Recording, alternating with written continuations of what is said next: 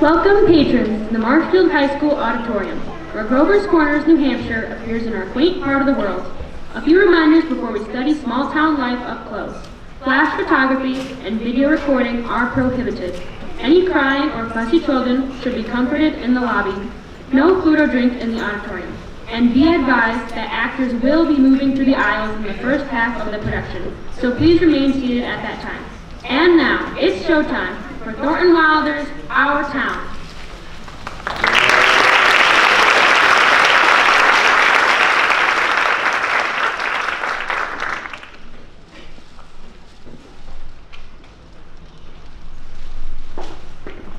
This play, called Our Town, was written by Thornton Wilder, produced, directed by the Marshfield High School Drama Club.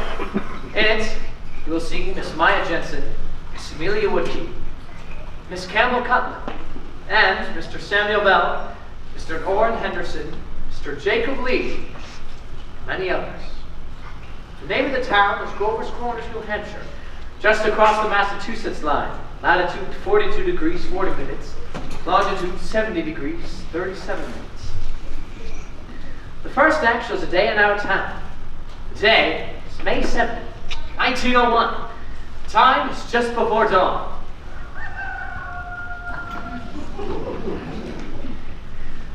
The sky is beginning to show some streaks of light over in the east there behind our mountain.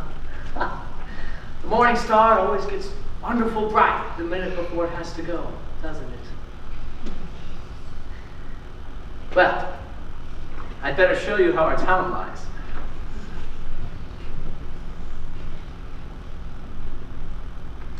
Up here is Main Street. Way back there is a railway station. Tracks go that way. Polish towns across the tracks, and some Canuck families. Over there is the Congregational Church. Across the street's the Presbyterian. Methodist and Unitarian are over there. Baptist is down in the hollow by the river. Catholic Church is over beyond the tracks.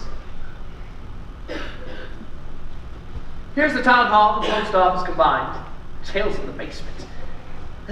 Brian once made a speech for these very few steps here. Along here's a row of stores, hedging posts and horse blocks in front of them. First automobile's going to come along in about 5 years. Belong to Banker Cartwright, our richest citizen, who lives in the big White House up on the hill. Here's the grocery store. Here's Miss Morgan's drugstore. Most everybody in town manages to look into those two stores once a day. Public schools over yonder. High school still farther over. 9:15 mornings, noon times, 3 o'clock afternoons.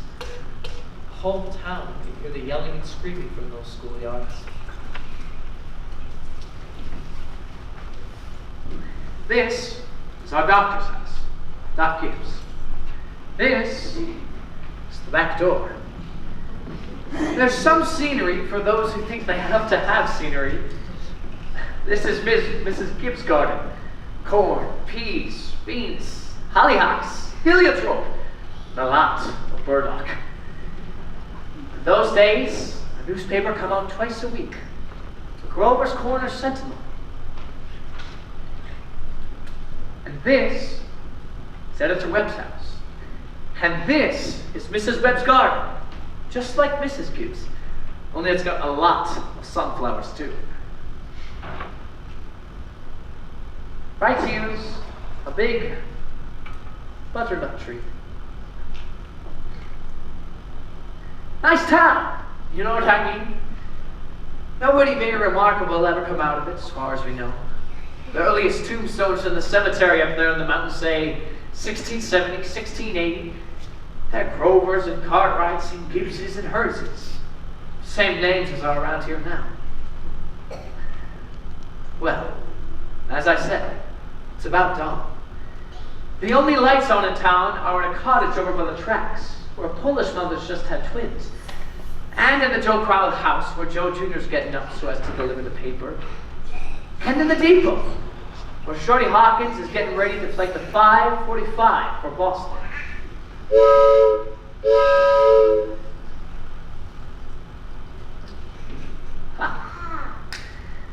Naturally, out in the country, all around, there have been lights on for some time, what with Melkins and so on. But town people sleep late. So, another day's begun.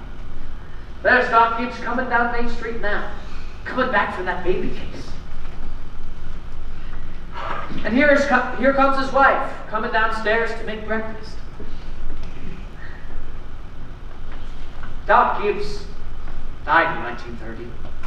The new hospital's named after him. Mrs. Gibbs died first, a long time ago, in fact. She went out to visit her daughter, Rebecca, who married an insurance man in Canton, Ohio. He died there. Pneumonia. But her body was brought back here. She's in the cemetery there now, in with a whole mess of Gibbses and Herseys. She was Julia Hersey, where she married Doc Gibbs in the Congregational Church over there. In our town, we like to know the facts about everybody. There's Mrs. Webb coming downstairs to get her breakfast too. That's Doc Gibbs. Cut that call at 1:30 this morning. And there comes Joe Crowell Jr., delivering Mr. Webb's Sentinel. Morning, Dr. Gibbs. Morning, Joe. No vitamin zigzag? No, just some twins born over in Polish Town. You aren't good for now? Yes, I'll take it. Anything serious going on in the world since Wednesday? Yes, sir. My school computer's foster team raising fell over in Concord. I declare. And how do you boys feel about that? Well, of course it's none of my business, but I think if someone starts asking me to, they ought to stay alone. How's your knee, Joe? Fine, Doc. I never really think about one. I like to say it doesn't gonna rain. What's it telling you today? Going to rain? No, sir. Sure? Yes, sir. Did you ever make a mistake? No, sir. I want to tell you something about that boy, Joe Crowell. Joe was awful bright. Graduated from high school here, head of his class. So he got a scholarship to Massachusetts Tech. Graduated head of his class there too. It was all wrote up in the Boston paper at the time. Going to be a great engineer, Joe was. The war broke out, and he died in France. All that education for nothing. Here comes Howie Newsom delivering the milk. Morning, Doc. Morning, Howie. Somebody sick? No, just a pair of twins over to Mrs. Goroslowski's. Twins. This town's getting bigger every year. Going to rain, Howie? No, fine day. It'll burn through. Jeez, Bessie. Come on. Hello, Bessie. How old is she, Howie? Going on 17. Bessie's been all mixed up ever since the Lockhart stopped paying their quart of milk every day. She wants to leave McCourt just the same. Good morning, Howie. Morning, Miss Gibbs. Doc's just come down the street. Is he? Seems like you're late today. Yeah, something wrong with the separator. Don't even know what it was. Doc, Howie? come on, Bessie. Children! Children! Time to get up! George! Rebecca! Everything all right, Frank? Yes, I declare. Easy as kittens. Bacon will be ready in a minute. Sit down and drink your coffee. You can catch a couple hours sleep this morning, can't you? Mrs. Wentworth's coming at 11. Guess I should know what it's about, too. Her stomach ain't what it ought to be. All told, you won't get more than 3 hours sleep. Frank Gibbs, I don't know what's going to become of you. I do wish I could get you to go away someplace and take a rest. I think it'd do you good. Emily, time to get up. Wally, 7 o'clock. I declare you've got to speak to George. It seems like something's come over him and he's no help to me at all. I can't even get him to cut me some wood. Is he sassy to you? No, he just whines. All he thinks about is that baseball. George! Rebecca! You'll be late for school! George! George, look sharp! Yes, Bob. George, don't you hear your mother calling you? Guess I'll go upstairs for you. Children! Wally! Emily! You'll be late for school! Wally, you wash yourself good, or I'll come up and do it myself. Mom, what dress shall I wear? Don't make a noise. Your father's been out all night and needs his sleep. I've washed and ironed the green gingham for you special. Aw, I hate that dress. So hush up with you. Every day I go to school dressed like a sick turkey. Now, Rebecca, you always look very nice. Mom, you're just throwing soap at me. I'll come up there and slap the both of you. That's what I'll do. We've got a factory in our town too. Hear it? Makes blankets. Cartwrights on it, and from a fortune.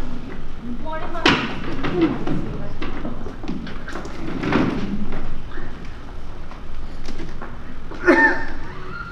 Now, children, hi. Breakfast is just as good as any other meal, and I won't have you gobbling like wolves. It'll stunt your growth. That's a fact. Put away your book, Wally.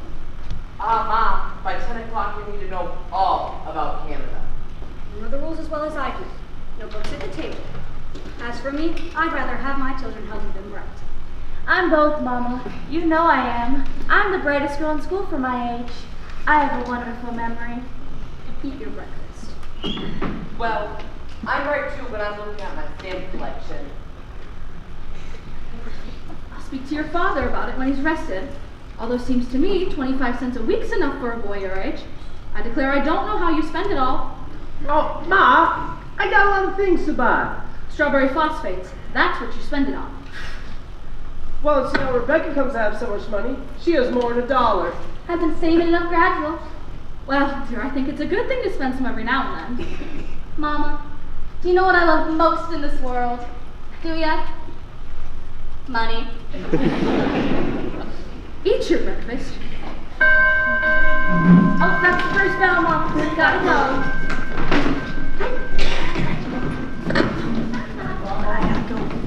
Walk quickly, but you don't touch your own. Pull up your pants thingy, Wally. Stand up straight, Emily. Bye, Mom. Tell Miss Foster I sent her my best congratulations. Can you remember that? Yes, Mama. You look real nice, Rebecca. Pick up your feet.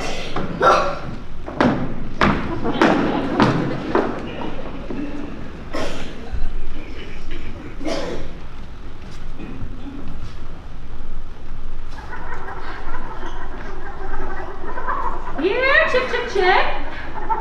Here, chick, chick, chick. What's the matter with you? Fight, fight, fight. That's all you ever do. Where'd you come from? You don't belong to me. Don't be scared. Nobody's gonna hurt you. Good morning, Myrtle. How's your cold? I still get the tickling feeling in the back of my throat. I told Charles that I didn't know if I'd go to choir practice tonight. Wouldn't be of any use. Well, have you tried singing over your voice? Yes, but I can't do that and stay on the key at the same time. While I'm resting myself, I thought I'd show you some videos. Oh, here, let me help you. Beats have been good this year. I decided to put up 40 quarts if it kills me. The children say they hate them, but I know they're able to get them down all winter. Now, Myrtle, I've got to tell you something. Because if I don't tell somebody, I'll burst. Why, Julia Gibbs? Give me some of those beads. Myrtle, did one of those second-hand furniture men from Boston come to see you last Friday? No. Well, he called on me.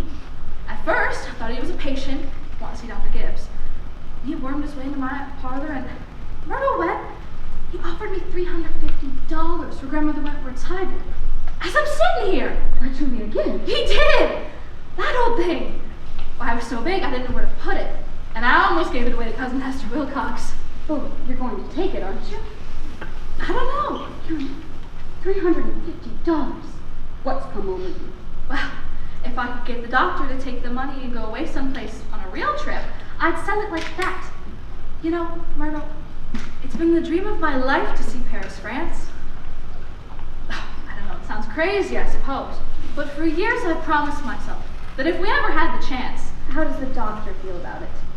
Well, I wormed around the bush a little and said that if I ever got a legacy, that's the way I put it, I'd make him take me somewhere. What did he say? Oh, you know how he is. I haven't heard a serious word out of him since I've known him.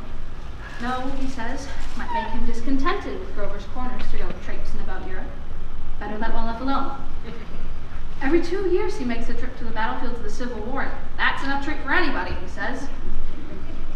Well, Mr. Webb just admires the way Dr. Gibbs knows everything about the Civil War. Mr. Webb's half in line to give up Napoleon and move over to the Civil War. Except Dr. Gibbs, being one of the greatest experts in the country, just makes him despair. It's a fact! Dr. Gibbs is never as happy as when he's at Amsterdam or Gettysburg. The times I've walked over those hills, Myrtle, stopping at every bush and pacing it out like we were going to buy it. Well, if that second-hand man's serious about buying it, Julia, then you sell it. Then you'll get to see Paris, all right? You just have to keep dropping hints from time to time. That's how I got to see the Atlantic Ocean, you know. I'm sorry I mentioned it. Only it seems to me that once in your life, before you die, you ought to see a country where people don't talk in English and don't even want to. Thank you, ladies. Thank you very much. Now, we're going to skip a few hours, but first, we want a little more information about the town. Kind of a scientific account, you might say. So, I've asked Professor Willard of our state university to sketch in a few details about our past history here. Is Professor Willard here? May I introduce Professor Willard of our state university? A few brief notes, thank you, Professor. Unfortunately, our time is limited. Grover's Corners. Let me see. Grover's Corners lies on the old Pleistocene granite of the Appalachian Range. I may say it's some of the oldest land in the world. We're very proud of that. A shelf of Devonian basalt crosses it with vestiges of Mesozoic shale and, favorite, some sandstone outcroppings. But of course, that's all more recent, around 200, 300 million years old. Some highly interesting fossils have been found. I may say, unique fossils. Yes. 2 miles out of town, inside this Peckhams cow pasture. They can now be seen at the museum in our university at any time. That is, any reasonable time. Shall I go over some of Professor Gruber's notes on the meteorological situation, mean precipitation, etc.? Afraid we won't have time for that, Professor. We might have a few words on the history of man here. Yes, anthropological man. Early Amerindian stock. Cotahatchee tribes. No evidence before the 10th century of this era.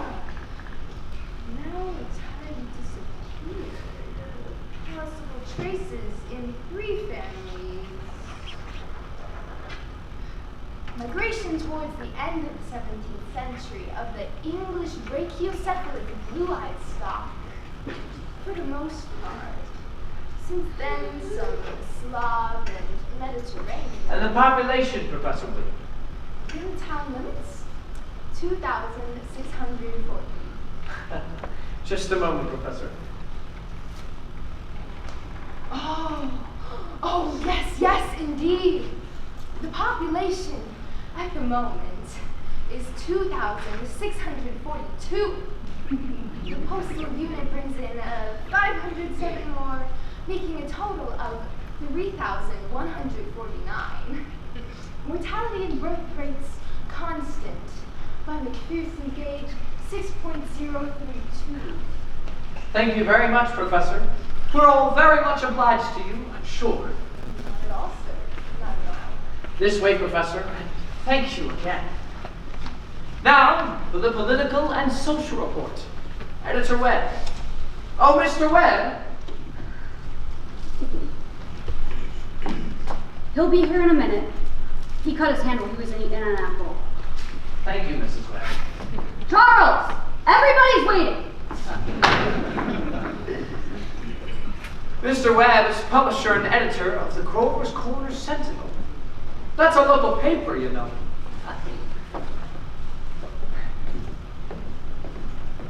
Well, I don't have to tell you that we're run here by a board of selectmen. All males vote at the age of 21. Women vote indirect. We're a lower middle class, as frankly professional men. 10% illiterate laborers. Politically, we're 86% Republican, 6% Democrat, 4% Socialist, rest indifferent. Religiously, we're 85% Protestant, 12% Catholic, rest indifferent. Have you any comments, Mr. Webb? Oh, well, very ordinary town, if you ask me. A little better behaved than most, and probably a lot duller, but our young people here seem to like it. 90% of them graduating from high school settle down right here, even if they've been away to college. Now, is there anyone in the audience who would like to ask Editor Webb anything about the town? Is there much drinking in Grover's Corners? Well, ma'am, I wouldn't know what you'd call much. Saturday nights, the farmhands meet in Pellegrino's stable in Hollerstone. We got one or two town drunks, but they're always have remorses every time an evangelist comes to town. No, ma'am, I'd say liquor ain't a regular thing around here. Except in the medicine chest. Right good for a snake bite, you know. Always was. Is there anyone in the audience who Come forward, will you? Where we can all hear you. What were you saying? Is there anyone in the audience who is aware of the social injustice and the industrial inequality? Oh, well, it seems like everybody in town is. It seems like they spend most of their time talking about who's rich and who's poor. Then why don't they do something about it? Oh, well, I don't know. It seems like we're all hunting like everybody else for a way that diligent and sensible can rise to the top and the lazy and quarrelsome sink to the bottom, but it ain't easy to find. In the meantime, we do all we can to help those who can't help themselves, and those that can, we leave alone. Are there any other questions? I don't know. Is there any culture among you Grover's Corners? Well, ma'am, there ain't much. Not in the sense you mean. Oh, come to think of it now, there's one or two girls who play piano for high school commencement. But they ain't happy about it. Yeah. No, ma'am, I'd say there isn't much culture around here. But maybe this is a place to tell you that we got a lot of pleasures of the kind here. We like the sun coming over the mountains in the morning, and we all notice a great deal about the birds, pay a lot of attention to them. And we watch the change of the seasons. Yes, everybody knows about them. But there's other things. You're right, man, there ain't much, but Robinson Crusoe, and the Bible, and Handel's Largo, we all know those. And Whistler's Mother, we all know those. Thank you. Thank you, Mr. Webb. Now, we'll go back to the town. It's early afternoon. All 2,642 have had their dinners, and all the dishes have been washed. It's an early afternoon calm in our town, a buzzing and a humming from the school buildings. Only a few buggies on Main Street, horses dozing at the hitching post. You all remember what it's like. Doc Gibbs is in his office, tapping people and making them say, ah. Mr. Webb is cutting his lawn over there.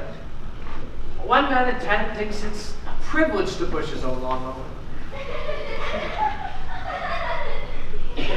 No, sir. It's later than I thought. You can hear the children coming home from school already. Oh, goodbye, Rebecca. Goodbye. Would you like to come over later? Oh, I can't, Louise. I've got to go home and help my mother. I promised. Okay. Goodbye. Goodbye, Louise.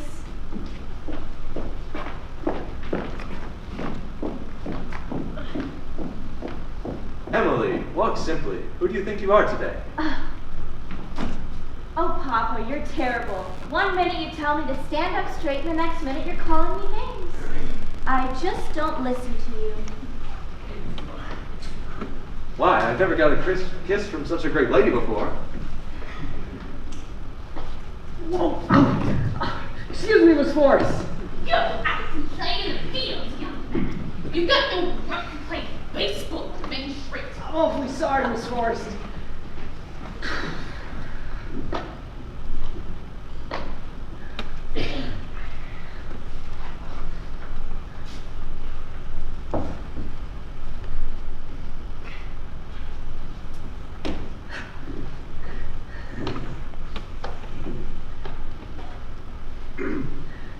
Hello, Emily. Hello. You made a fine speech in class today, Emily. Well, I was really ready to talk about the Monroe Doctrine, but at the last minute, Miss Cocon made me talk about the Louisiana Purchase instead. I worked an awful long time on both of them. Ah, gee. You know, Emily, it's funny. From just my window up there, I can see only your head. That's when you're doing your homework over in your room, of course. Why? Can you? You certainly stick to it, Emily. I don't see how you can sit still that long. I guess you just like school or something. Well, I just feel like it's something you have to go through. Yeah. I don't mind it really. It passes the time. Yeah. Say, Emily, what do you think? We might work out some sort of telegraph from your window to mine? And once in a while, you could give me a hint or two about some of the algebra problems? Oh, not all the answers, Emily, of course not. Just some little hint. Well, I think hints are allowed, George. So, if you get stuck, George, you whistle to me, and I'll give you some hints. You're just naturally bright, I guess. Well, I figure that's just the way a person's born. Yeah. You see, Emily, I want to be a farmer when I grow up. And my Uncle Luke said I can go work on his farm anytime I'm ready. And if I'm good at it, I can just gradually have it over time. You mean the house and everything? Yeah. Well, I better get going to baseball practice. Thanks for the talk, Emily. Good afternoon, Miss Webb. Good afternoon, George. So long, Emily. So long, George. Emily, come here and help me string some of these beans. So, George Gibbs finally let himself have a real conversation, didn't he?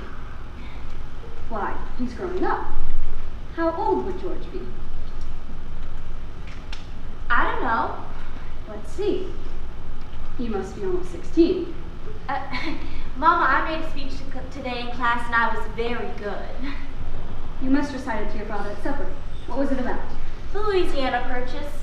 It was like silk off the spool. I'm gonna make speeches all my life. Oh, Mama, are these big enough? Try to get them a little bigger if you can. Mama, will you answer me a question? Serious? Seriously, dear. Not serious. Seriously, will you? Of course. Mama, am I good looking? Of course you are. All my children have got good features. I'd be ashamed if they hadn't. No, Mama, that's not what I mean. What I mean is am I pretty? I already told you yes. Now that's enough of that. You have a nice, young, pretty face. I never heard of such foolishness. Oh, Mama, you never tell us the truth about anything. I am telling you the truth. Mama, were you pretty? I was, if I do say it. I was the prettiest girl in town, next to Mammy Cartwright. Well, Mama, you have to say something about me. Am I pretty enough to get anybody, to get people interested in me? Emily, you make me tired. Now stop it. You're pretty enough for all normal purposes. Come along now, and bring the chair with you. Oh, Mama, you're no help at all. Thank you, that'll do. We'll have to interrupt again here. Thank you, Mrs. Webb. Thank you, Emily. There are some more things we want to explore about this town. I think this is a good time to tell you that the Cartwright interests have just begun building a new bank in Grover's Corners. Had to go to Vermont for the marbles, sorry to say. They've asked a friend of mine what they should put in the cornerstone for people to dig up 1,000 years from now. Of course, they've put in a copy of the New York Times and a copy of Mr. Webb's Sentinel.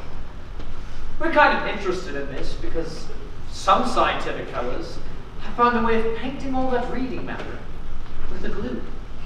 A silicate glue. That'll make it keep 2,000 years. We're putting in the Bible, the Constitution of the United States, a copy of William Shakespeare's plays. What do you say, folks? What do you think?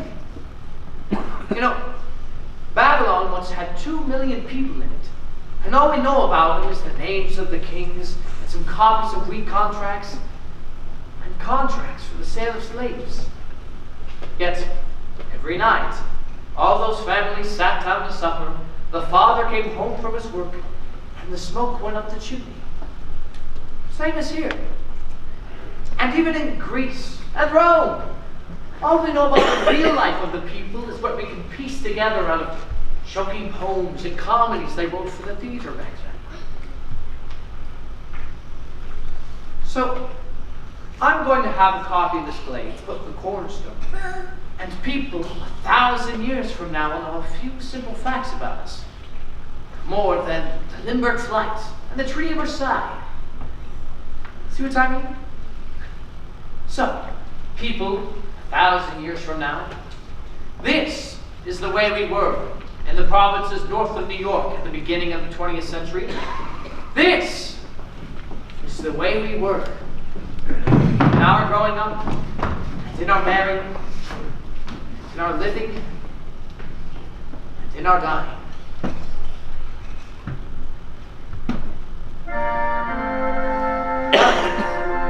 Good deal of time's gone by. It's evening. You can hear choir practice going on in the congregational church. The children are at home doing their schoolwork. The day's running down like a tired clock.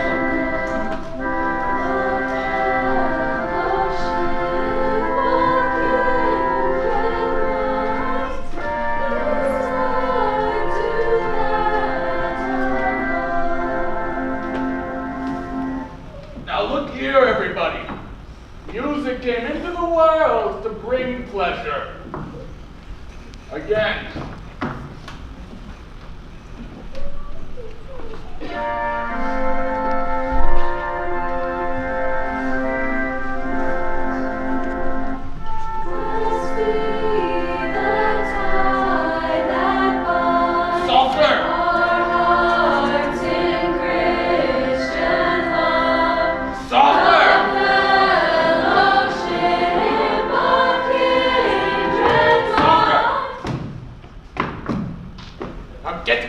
Of your heads that music needs to be loud in order to be good. You leave the loudness to the Methodists. You can feel it, even if you wanted to.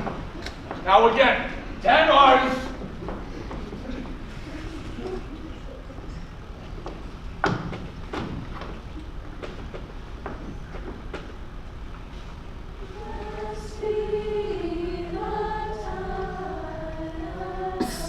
Emily? Hello? Hello? I can't work at all.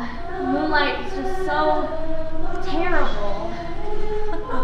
Did you get the answer to the third problem? Which? The third! Oh, why yes, George, that's the easiest of them all. I don't get it. Could you give me a little hint? Well, I'll tell you one thing. The answer is in yards. In yards? How do you mean? In square yards. In square yards. Why yes, George, don't you see? Yeah.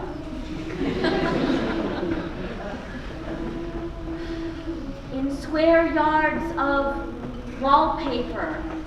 Wallpaper? Oh, I see it. Thank you, Emily. You're welcome. My, isn't the moonlight just terrible? And choir practice going on. I think if you held your breath, you could hear the train all the way to Cook.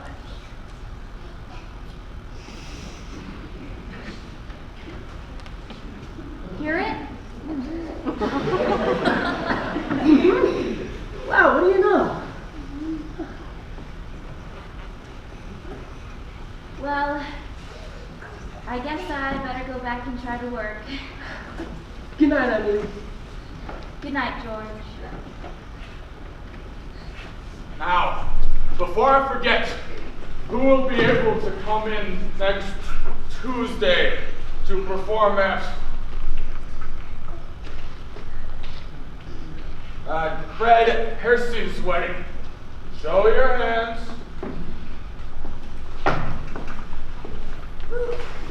Alright, that'll be fine. That'll be right. Good. We'll do the same music we did last month with Jane Trowbridge's wedding. Now, we'll look at art thou weary, art thou languid? It's a question, people. Make it talk.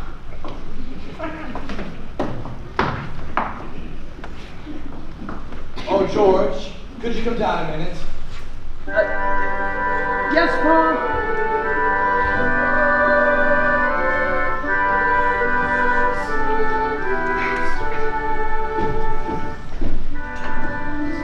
You're so comfortable, George. Only keep you a minute.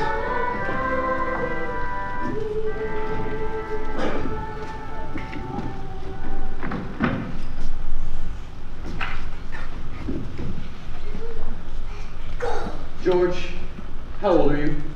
I'm 16, almost 17. And what do you want to do after school is over?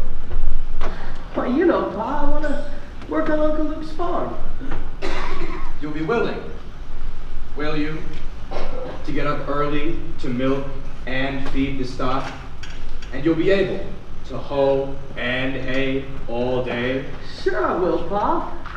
What do you mean? Well, George, when I was in my office today, I heard a funny sound. And what do you think it was? It was your mother chopping wood. There you see your mother, getting up early, cooking meals all day long, washing and ironing, and still she has to go out in the backyard and chop wood. And you eat her meals. And you wear the clothes she keeps nice for you. I guess she just got tired of asking you. She decided it was easier to go and do it herself. And you run off to play baseball. Like she's some hired girl you keep around the house, but don't really like that much.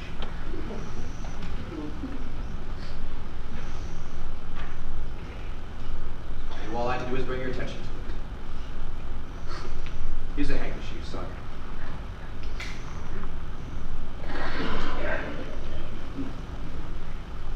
George, I'm raising your spending money 25 cents a week. Not for chopping wood for your mother, because it's a gift you give her, but because you're getting older. And I imagine there are plenty of things you must find to do with it. Thank you, Pa. Let's see. Your payday is tomorrow. You can count on it. I suppose Rebecca feels she'll have to have some more too. I wonder what could have happened to your mother. Choir practice was never this late. It's only 8:30, Pa. I don't know why she's in an old choir. She hasn't any more voice than an old crow. Traipsing around the streets at this hour of the night. It's about time you retired, don't you think?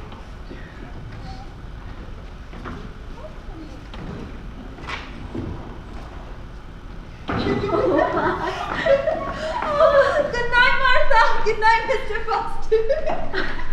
I'll tell Mr. Webb. I'm sure he'll want to put it in the paper. My, it's late. Oh, good night, Martha. Real nice choir practice, wasn't it? Oh, Myrtle Webb, would you look at that one? Potato weather for sure. Naturally, I don't want to say anything about it with everyone around, but now that we're alone, oh, it really is the biggest scandal that ever was in this town. What? Simon Stimpson? Now, Luella. Oh, but Julia, to have the organist at church drink And drunk? Year after year? You know he was drunk tonight. Now, Luella, we all know about Mr. Stimson and his troubles. And Dr. Ferguson knows too. And if Dr. Ferguson keeps him where he's at in his job, the only thing the rest of us can do is just not to notice it. Not to notice it? But it's getting worse. No, it isn't, Luella. It's getting better. I've been in that choir twice as long as you have, and it doesn't happen anywhere near so often. I hate to go to bed on a night like this. I better hurry. Those children will be up to all hours. Good night, Luella. Can you get home safe, Luella? Oh, it's birthday! I can see Mr. Sloan scowling at me from the window now.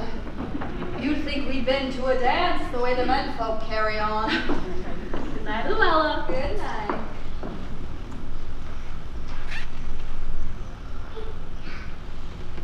Well, we had a real great time. You're late enough. Frank, it ain't any later than usual. And you stopping at the corner to gossip with a lot of hens. Now, Frank, don't be grouchy. Come out and smell the heliotrope in the moonlight.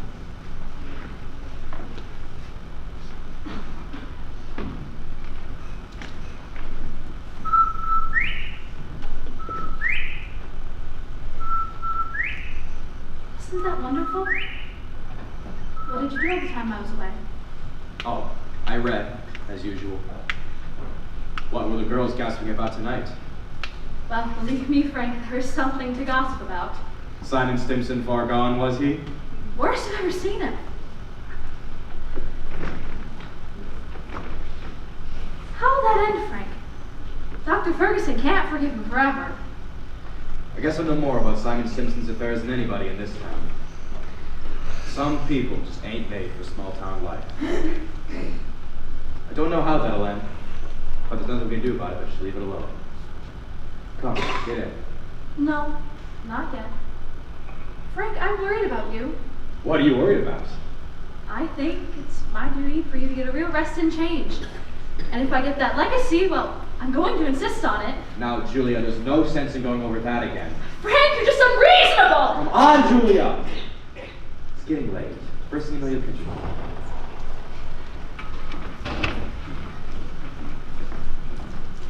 I gave George a piece of my mind tonight.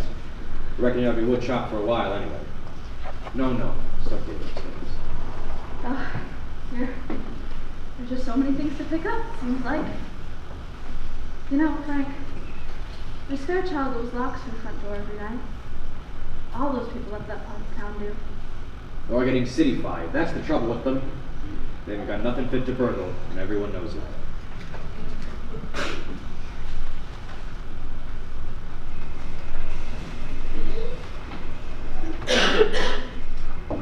Get out of my room, Rebecca! There's not room for one of us in this window! Just let me look a minute! Gosh, you're always spoiling everything. Use your own. I did, but there was no moon there. George, do you know what I think? Julia, I think maybe the moon's getting closer and closer, and one day there'll be a big explosion. Rebecca, you don't know anything. If the moon were getting nearer, the fellas who sit up all night with telescopes would see it first. And they'd tell all about it. And it'd be all over the news. George, do you think the moon is shining on Canada, South America, and half the whole world? Well, probably is.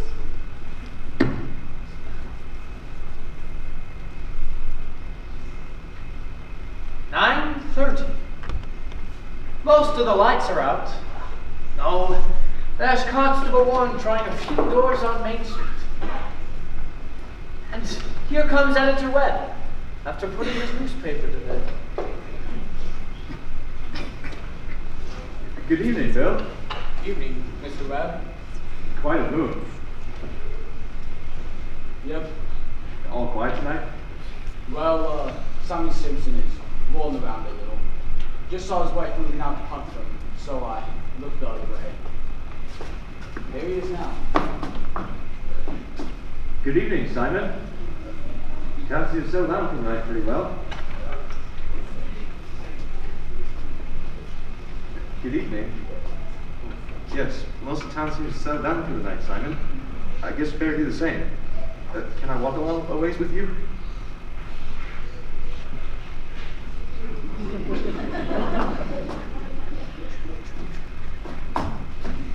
Well, good night.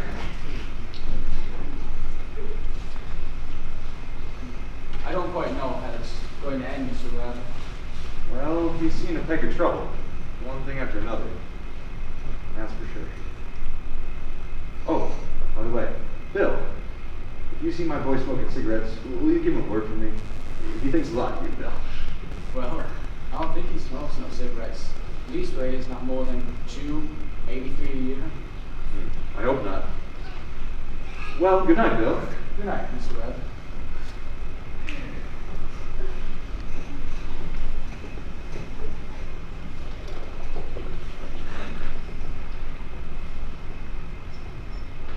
Well, who's that up there? Is that you, Myrtle? No, Papa, it's me. Well, why aren't you in bed? I don't know. I just can't sleep yet, Papa. Isn't the moon so wonderful? And the smell of Miss Gibbs' heliotrope? Can you smell it? Why, yes, I can. How many troubles on your mind? Have you, Emily? Troubles, Papa? No. Well, you enjoy yourself, but don't let your mother catch you. Good night, Emily. Good night, Papa. You know, I never told you about that letter Jane Crowfoot got from her minister when she was sick. He wrote Jane a letter, and on the envelope, the address was written like this. It said, Jane Crowfoot, the Crowfoot Farms, Grover's Corners, Sutton County, New Hampshire, United States of America. What's so funny about Can I finish? United States of America, continent of North America, Western Hemisphere, the Earth, the solar system, the universe, the mind of God. What do you know? That's what was written on the letter. What do you know? Postman brought it just the same.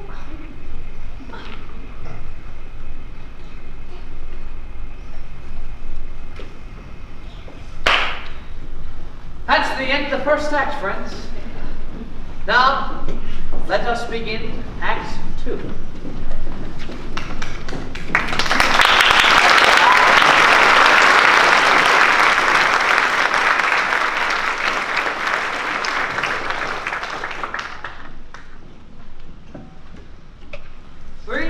Years have gone by.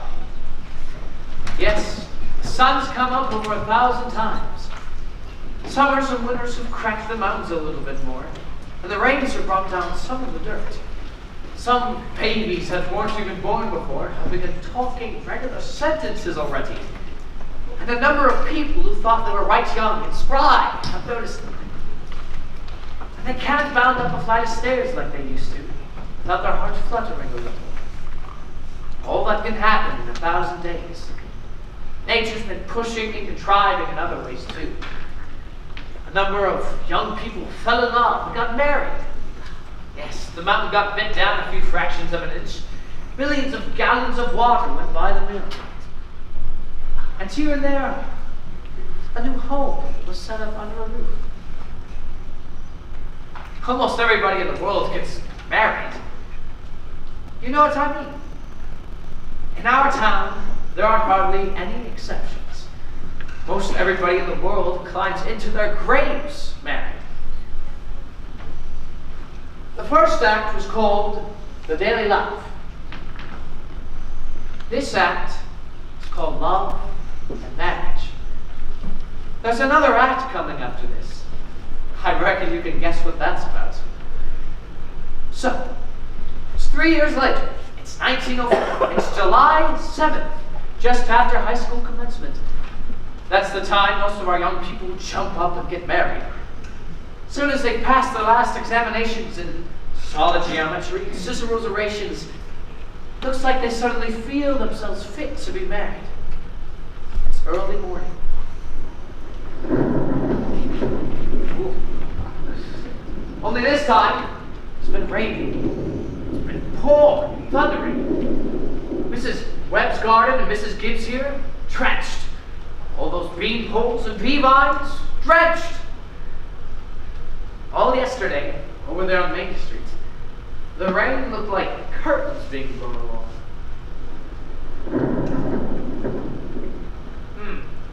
Maybe hitting in any minute.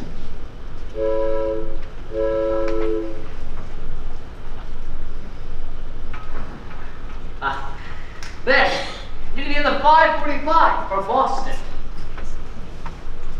And there's Mrs. Gibbs and Mrs. Webb. Come down to make breakfast just as though it were an ordinary day. I don't have to point out to the woman in my audience that those ladies they see before them, both of those ladies cooked 3 meals a day. One of them for 20 years, the other for 40, and no summer vacation.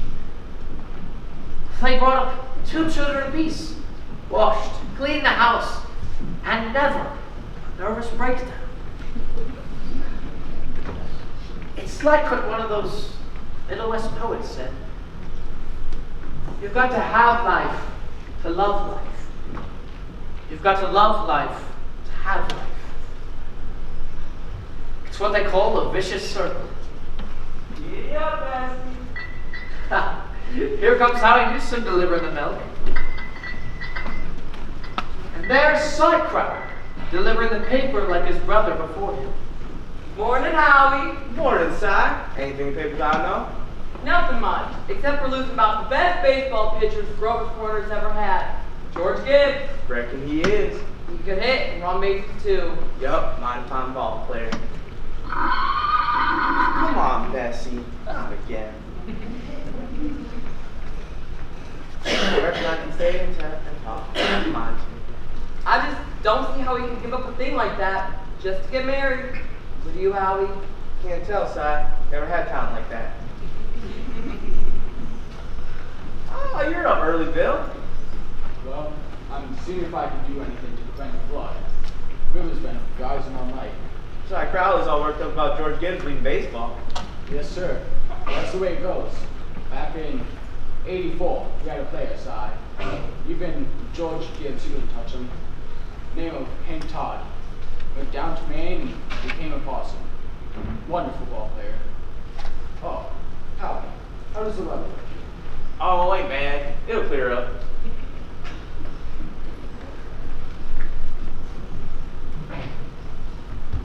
Good morning, Howie.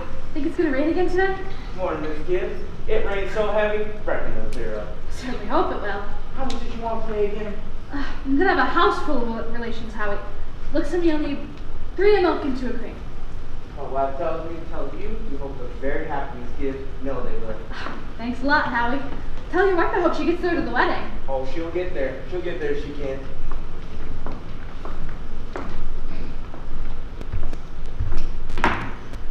Morning, Miss Webb. Good morning, Mr. Newsom. I know I asked you for 4 quarts of milk, but I hope you can spare me another. And 2 cream. Is it going to rain again, Mr. Newsom? Well, I was telling Miss Gibbs how it should clear up soon. My wife tells me to tell you that we hope they'll be very happy, Miss Webb. No, they will. Thank you. And thank Mrs. Newsom. And we're counting on seeing you at the wedding? Oh, we'll get there. Couldn't miss that. Come on, Bessie. Well, Ma, the day has come. You're losing one of your chicks. Oh, Frank Gibbs, don't you say another word. I feel like crying every minute. Sit down and drink your coffee. The groom's up shaving himself, although there ain't an awful lot to shave.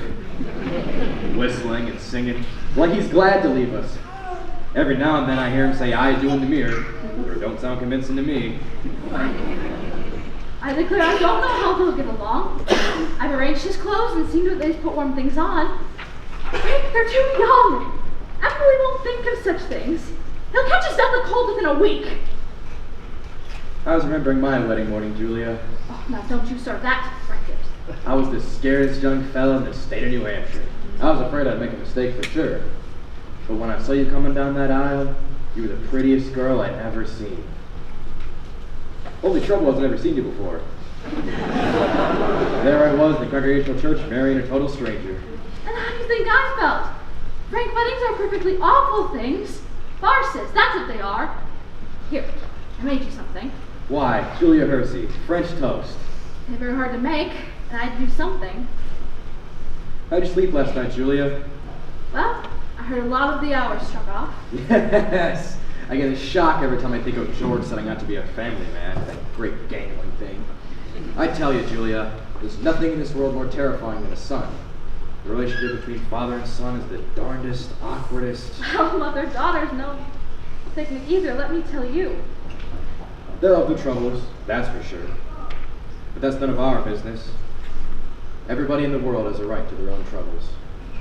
Yes, people are meant to go through life 2 by 2. They're very natural to be lonesome. Julia, do you know one of the things I was scared of when I married you? Oh, go on with you. I was worried we wouldn't have more than 2 weeks worth of conversation. I was worried we'd run out and eat our meals in silence, and that's a fact. Well, good weather, bad weather, they vary choice, but I always find something to say. Did you hear Rebecca stirring around upstairs yet? No. Only day of the year she's managing everybody's business up there. She's hiding in her room. I got the impression she's crying. Oh, Lord's sakes, this has got to stop. Rebecca, come get your breakfast.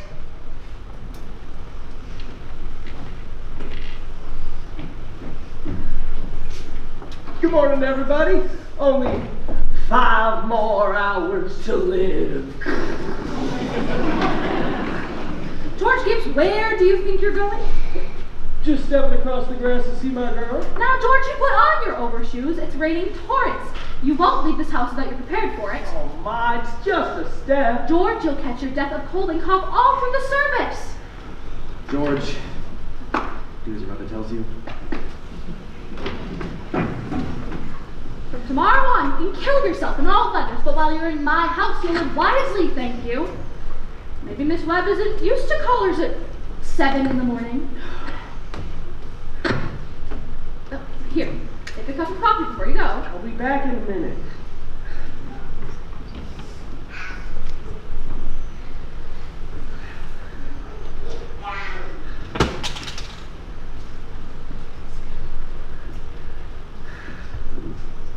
Good morning, Mother Webb. Goodness, you frightened me. Now, George, you can come in for a moment out of the way, but you know I can't ask you in. Why not? You know as well as I do. The groom can't see his bride on his wedding day, not till he sees her in church. That's just a superstition. Good morning, Mr. Webb. Good morning, George. Now, Mr. Webb, you don't believe in a superstition like that, do you? Oh, well, there's a lot of common sense in some superstitions, George. Millions have followed it. You don't want to be the first to fly in the face of custom. How is Emily? She hasn't waked up yet. I haven't heard a sound out of her. Emily's asleep? No wonder. We were up to all hours sewing the hat. Now I'll tell you what I'll do. You sit down here and have a cup of coffee with Mr. Webb, and I'll see to it that she doesn't come downstairs and surprise you. There's some bacon too, but be quick about it.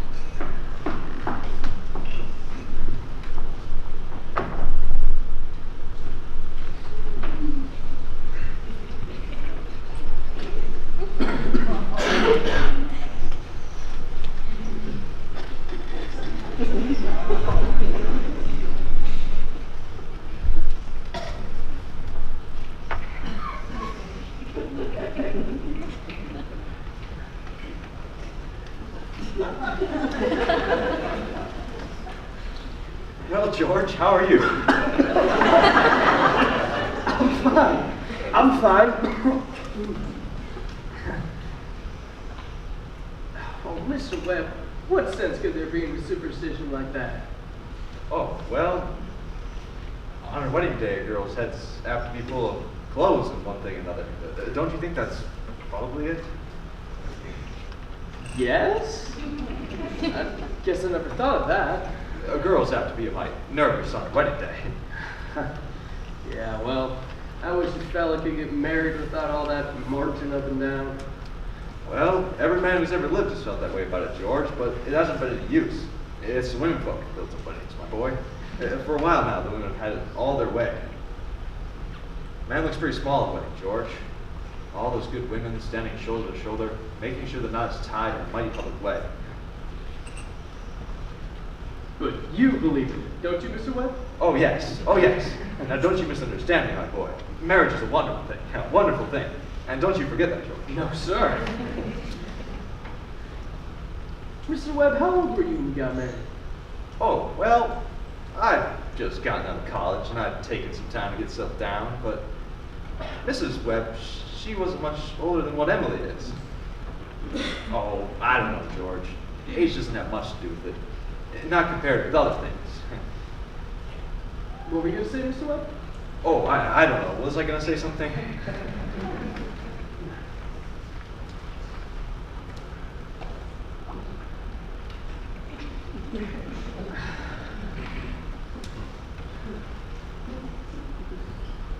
Listen, George. I was thinking the other night of some advice my father gave me before I got married. Charles, he said, Charles, best to start off early showing his boss, he said. Best thing to do is just give an order, even if it don't make sense, just so she learns to obey. And he said, if anything about your wife irritates you, her conversation, anything, just get up and leave the house. And that'll make it clear to her, he said. Oh yes, he said, never, under any circumstances, never tell your wife how much money you have. Never. Mr. Webb, I don't think So I took the opposite of my father's advice, and I've been happy ever since. Let that be a lesson to you, George. Never to take advice on personal matters. George, are you going to raise chickens on your farm? What? Are you going to raise chickens on your farm? Oh, well, I mean, Uncle Luke's never been really interested. But, you know, I thought that... A book came into my office the other day, George, on the Philo method of raising chickens. I wanted you to read it. I'm thinking of beginning in a small way in the backyard. It's going to put an incubator in the cellar. Charles, are you talking about that old incubator again? And here I thought you two'd be talking about things worthwhile. Well, Myrtle, if you want to give the boys some good advice, I'll go upstairs and leave you alone with it. Now, George, Emily's got to come downstairs and eat her breakfast. She sends you her love, but she doesn't want to lay eyes on you. Goodbye. Goodbye.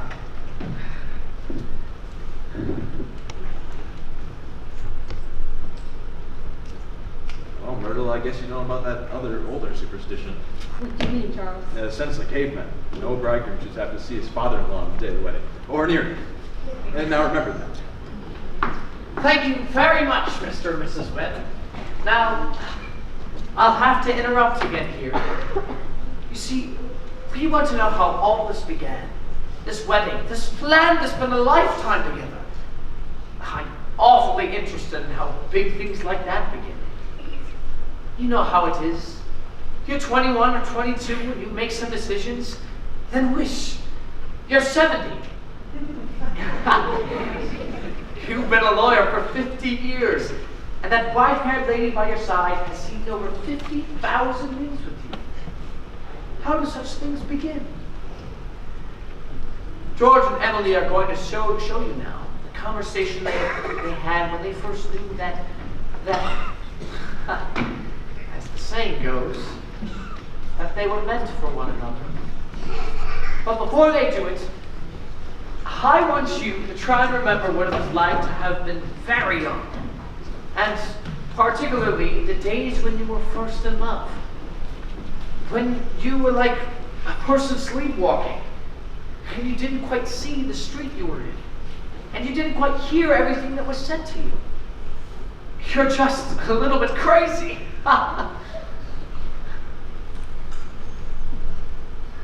Will you remember that, please? Now, they'll be coming out of high school at 3 o'clock. George has just been elected president of the junior class. And, as it's June, that means he'll be president of the senior class all next year. And Emily's been elected secretary and treasurer. I don't have to tell you how important that is. Yep. There they are, coming down Main Street now. We should go to the dance hall later. Oh, I can't, Louisa. Got to go home and do Latin tonight. Oh, Ernestine. Oh, Ernestine, can you come over and do Latin? Oh, I'm just not sure. Tell your mother you have to. Okay, okay. Isn't that Cicero the worst thing? Well, goodbye. Bye. Goodbye. Oh, bye, Helen.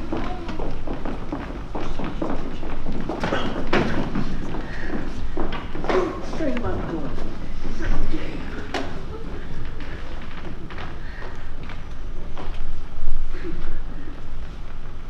Can I carry books home for you, Emily? Thank you. It isn't far. Excuse me a minute, Emily. Say, Bob, if I'm late, just start practice anyways. And make sure to give her some long hours. No, you can't do it. Goodbye, Lizzie. Goodbye, Emily. Bye, Lizzie. I'm awfully glad you were elected too, Emily. Thank you. Why are you mad at me? I'm not mad at you. You've been treating me so funny lately. Well, since you asked me, I might as well say it right out, George. Oh, goodbye, Mrs. Corcoran. Goodbye, Emily. Goodbye, Miss Corcoran. What is it? Well, up to a year ago, I used to like you a lot. And, well, I used to watch you while you did everything. Because we've been friends for so long. And then you started spending all your time at baseball. And you never stopped to speak to anyone, let alone your own family you didn't. And George, you've gotten awful stuck up and conceited lately. And all the girls say so. They might not say so to your face, but that's what they say behind your back. And it hurts me to hear them say this because, well, because I've just got to agree with them a little. Now, I'm sorry that if that hurts your feelings, but I'm not sorry I said it. I'm glad you said it. I guess I never thought such a thing could be happening to me. I guess it's hard for a fellow not to have faults creep into his character, huh? I always expect a man to be perfect, and I think he should be. Oh, I don't think anybody's perfect, Emily. Well, my father is, and as far as I know your father is. There's no reason on earth why you shouldn't be too. Well, I think it's the opposite. That men aren't naturally good, but girls are. You might as well know right now, George, that I'm not perfect. It's not as easy for a girl to be as perfect as a man because we girls are more nervous. Now, I'm sorry that I said that all about you, but I don't know what made me say it. Emily, Now I can see it isn't the truth at all, and I suddenly feel it isn't important anyway.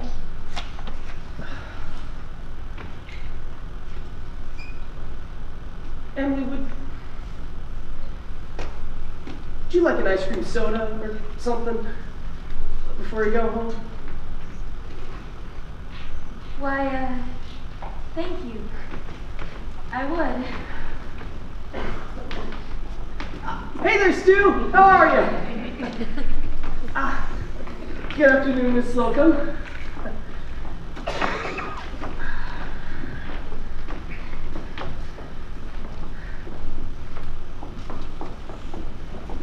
Hello, George. Hello, Emily. What do you have? Hi. Emily, what have you been talking about? She's got awful scared, Miss Morgan. I mean, she was just almost ran over by the hardware store wagon. Everyone says Tom Lincoln drives like a crazy man, huh? Well, now, you take a drink of water, Emily. You'll go shook up. I tell you, you gotta look both ways before you cross the Main Street these days. It just gets worse every year. What will y'all have? Oh, I'll have a strawberry phosphate. Thank you, Miss Morgan. No. Have an ice cream soda with me, Emily. 2 strawberry ice cream sodas, Miss Morgan. 2 strawberry ice cream sodas. Yes, sir, yes, sir. Yeah, there are 125 horses in Grover's Corners this minute I'm talking to you. The state inspector's in here yesterday. They're bringing all these automobiles. The best thing to do is just stay home. Why, I remember when a dog could go to sleep all day in the middle of Main Street and nothing come along to disturb him.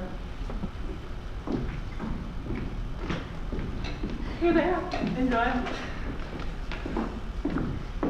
That's what sounds. What can I do? They're so expensive. Oh, no, don't you think like that, Emily. We're out here celebrating our election. And then do you know what else I'm celebrating? No. Well, I'm celebrating the fact that I got a friend who tells me all the things that ought to be told to me. George, please don't think of that. I don't know why I said it. It's not true. Now, Emily, you stick to it, all right? I'm glad you spoke to me like that. But you'll see, I'm gonna change so quickly. Oh, you bet I'm gonna change. And Emily, I want to ask you a favor. What? Well, if I do go away to State Agricultural College next year, would you write me a letter once in a while? I certainly will. I certainly will, George.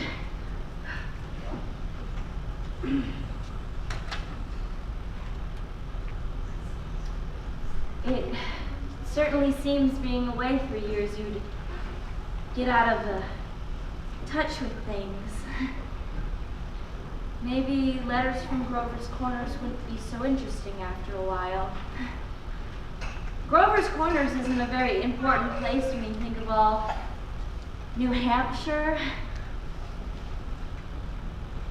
But I think it's a very nice town.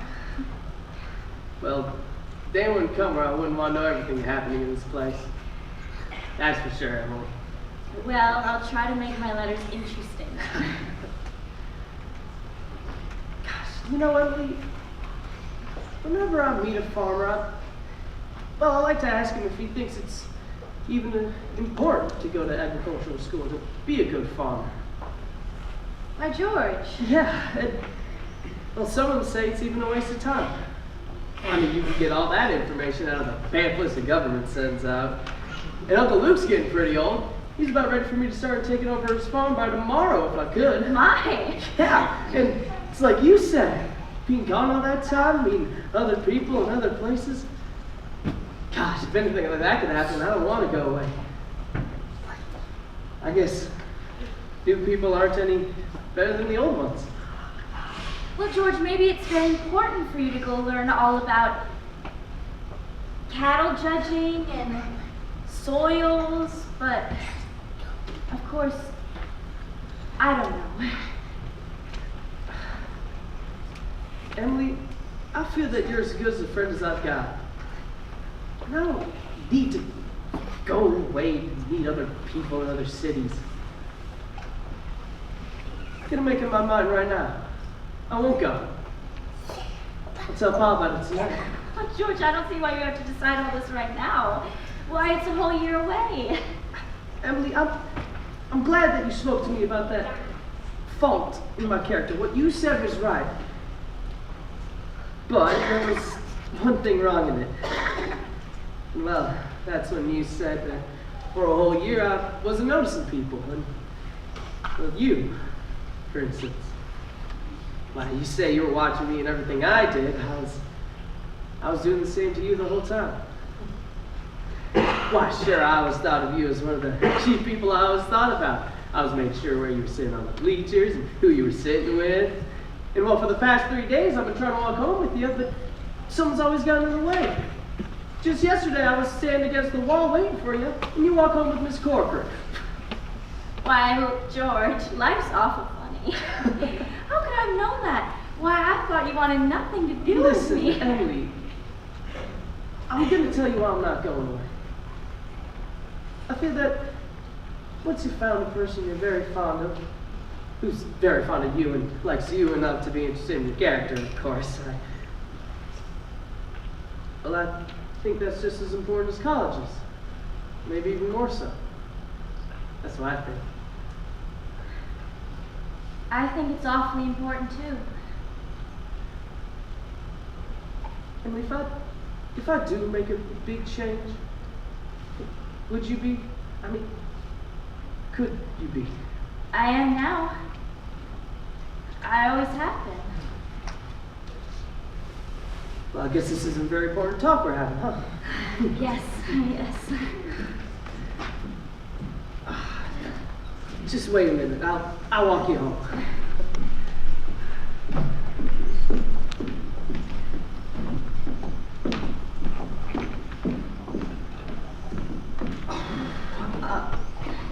Miss Morgan, I'm gonna have to run back home to get you money to pay you for this. It'll only take a minute, I swear. What's that, George Gibbs? Do you mean to tell me? I have my reasons, Miss Morgan. Here, take my gold watch for safekeeping until I come back with the money. That's all right. Keep your watch. I'll trust you. I'll be back in 5 minutes. I'll trust you 10 years, George. Not a day over.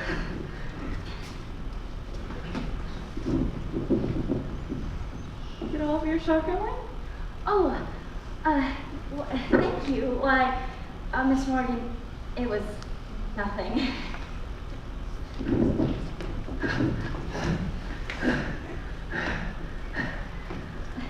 I'll just leave it on the counter, Miss Morgan.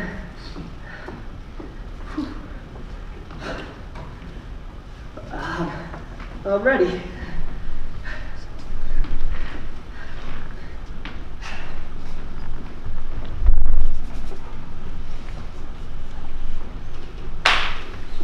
Now we're ready to get on with the wedding.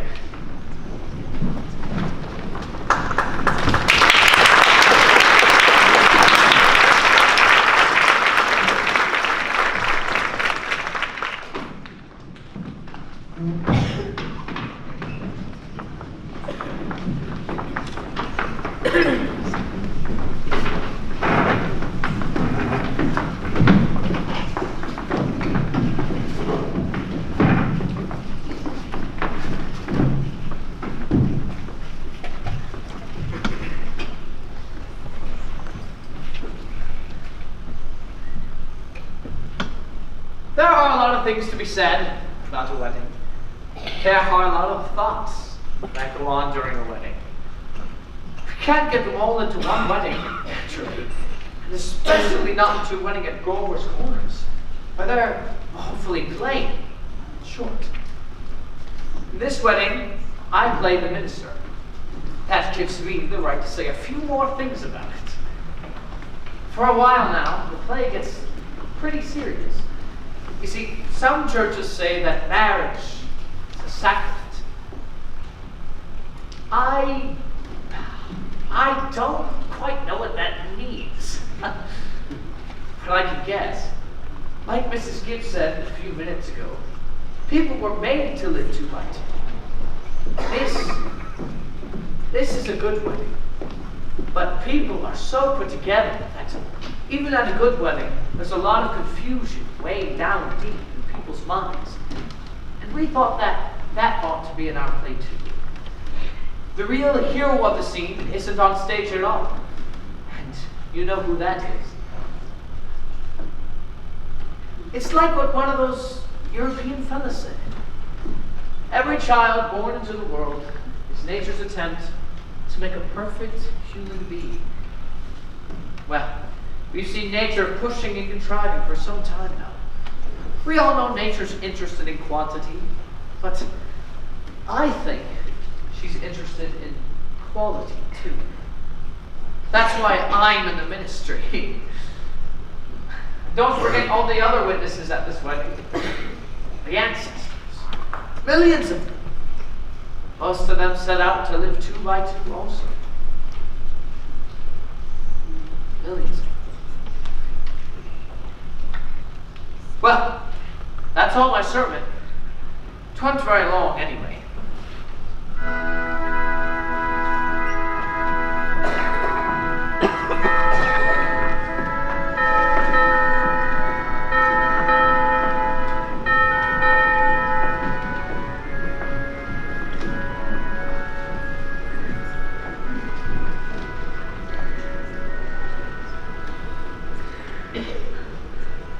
I don't know why on earth I should be crying.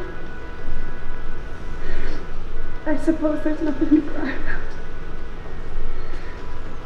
It came over me at breakfast this morning. There was Emily eating her breakfast as she's done for 17 years. And now she's going off to eat it in somebody else's house. That's it, I suppose. And Emily, she suddenly said, I can't eat another mouthful. And she put her head on the table and she cried. Oh, I've got to say it. It's downright cruel sending our girls out into marriage this way. I hope her girlfriends have told her a thing or two.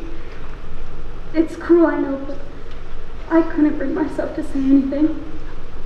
I went into it blind as a bat myself.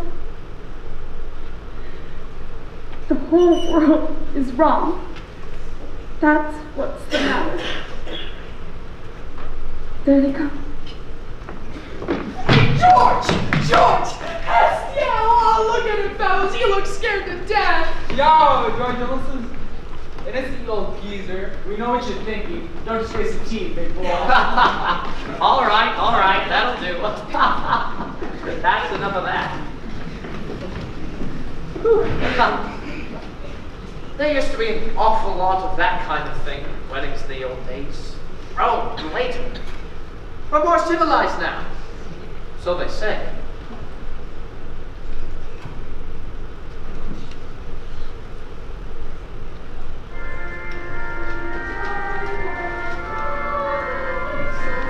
George, what's the matter?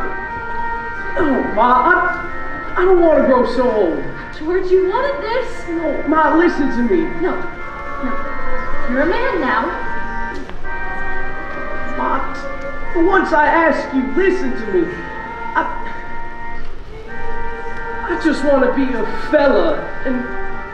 George, anybody hear you? I'm ashamed of you.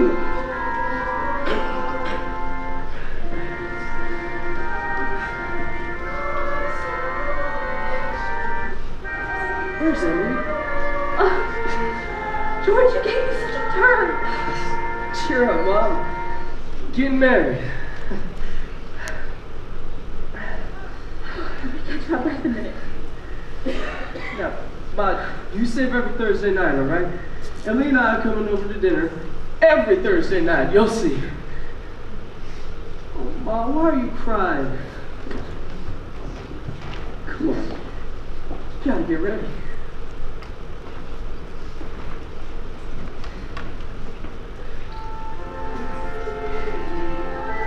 I never felt so alone in my whole life. And George over there looking so... I hate him. I wish I were dead. Oh, Papa. Oh, Emily. Now, don't get upset. Papa, I don't want to get married. Everything's all right, Emily. Why can't we just stay a while, just as I am? Let's go away. No, Emily, you mustn't think of such things. Remember what you used to say? All the time you used to say that I was your girl.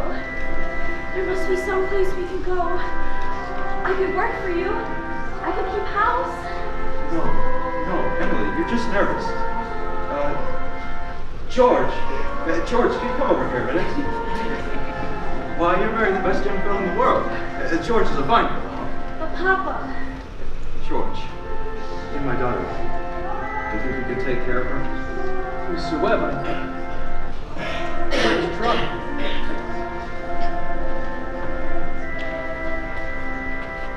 I'm going to do my best, Emily.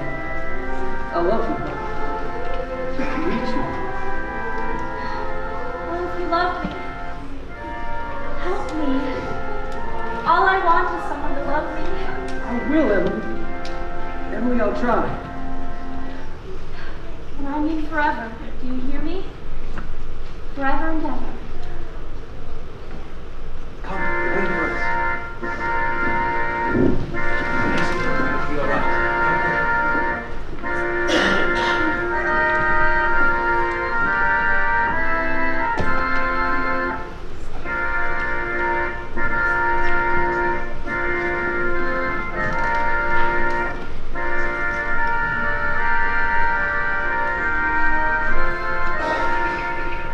George, take this woman, Emily, to be your wedded wife, to have... Oh, perfectly lovely wedding.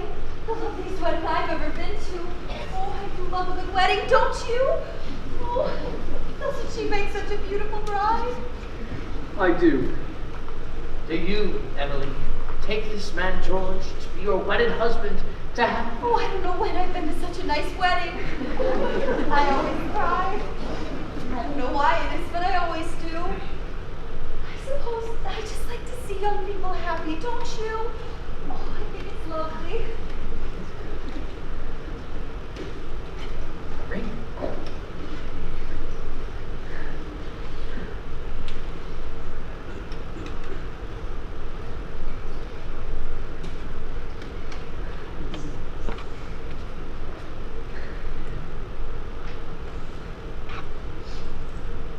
I've married over 200 couples in my day. Do I believe in it? I don't know. And Mary's End, millions of them. The cottage, the go-kart, Sunday afternoon drives in the Ford. First, rheumatism. Grandchildren. Second, rheumatism. Deathbed. A reading of the will.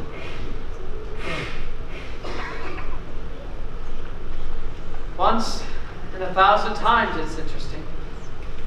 Well, let's have Meddleson's wedding march.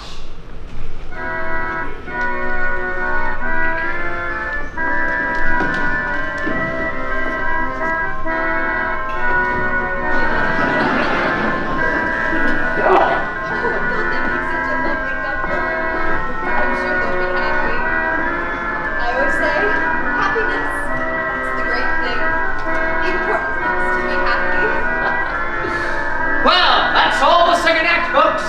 15 minutes intermission.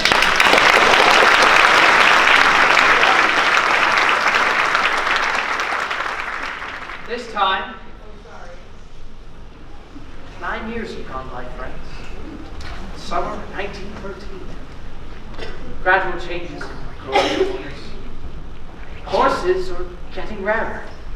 Farmers coming into town in fields. Everybody locks their house doors now at night. Ain't been any burglars in town yet, but everybody's heard about them. Be surprised, though. On the whole, things don't change much around here. This is certainly the important part of Grover's Corners. It's on a hilltop, a windy hilltop. Lots of sky, lots of clouds. Often lots of sun, moon, stars. Come up here on a fine afternoon, and you can see range on range of hills. Awful blue they are. Up there by Lake Sunapee and Lake Winnipesaukee. It's way up, if you've got a glass.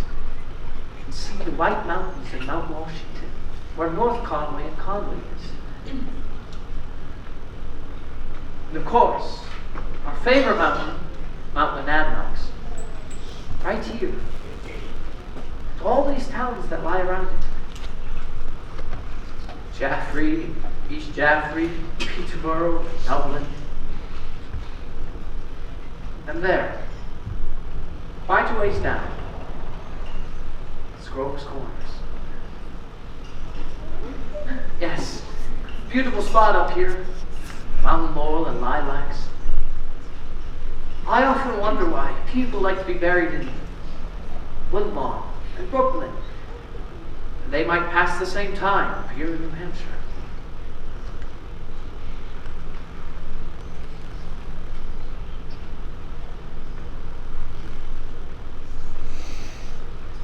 Over there are the old stones. 1670, 1680. Strong-minded people that come a long way to be independent. Summer people walk around there laughing at the funny words on the tombstones. They don't do any harm. And genealogists come up from Boston, get paid by city people for looking up their ancestors. They want to make sure they're daughters of the American Revolution and of the Mayflower. Well, I guess that don't do any harm either. Wherever you come near the human race, there's layers of nonsense. Over there are some Civil War veterans, iron flags on their graves. New Hampshire boys had a notion that the Union ought to be kept together, though they'd never seen more than 50 miles of it themselves. All they knew was the name, friends.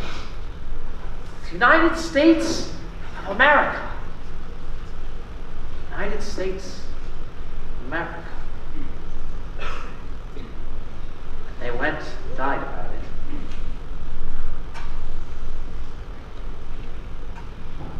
This here's the new part of the cemetery. Here's your friend, Mrs. Gibbs. And let me see. Here's Mr. Stimson, organist at the Congregational Church. And Mrs. Solmes, who enjoyed the wedding so. You remember? Oh, and a lot of others.